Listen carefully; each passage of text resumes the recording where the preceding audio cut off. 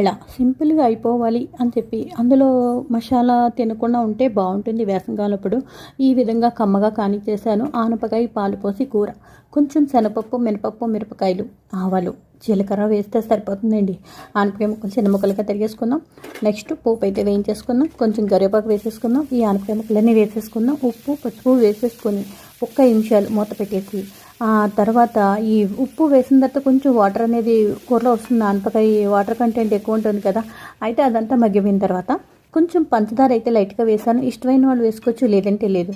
ఆ పైన కొంచెం పాలైతే మాత్రం పోసాను. సింపుల్గా వండేసానండి.